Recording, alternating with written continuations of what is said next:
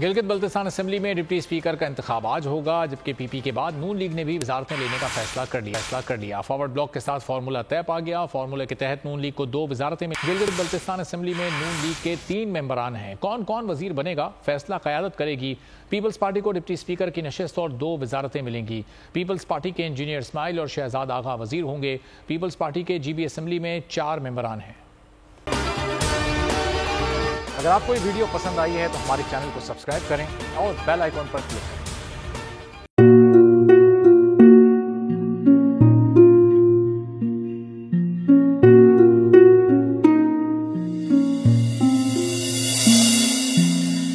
अपना घर यूं छोड़ के आखिर बोल किधर जाएगा।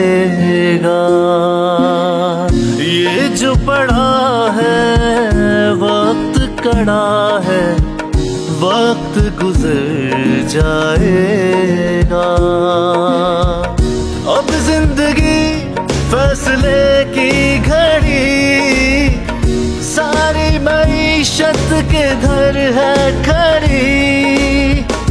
करने पड़ेंगे कठिन फैसले, तुझ पे ये कैसी आन पड़ी।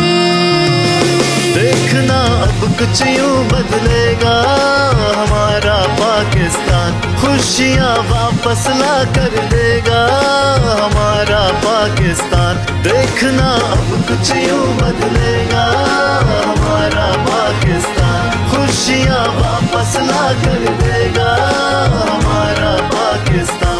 देखना अपनी पहचान के लिए बोल, पाकिस्तान के लिए बोल, हमारा पाकिस्तान मिशन मईशत। देखना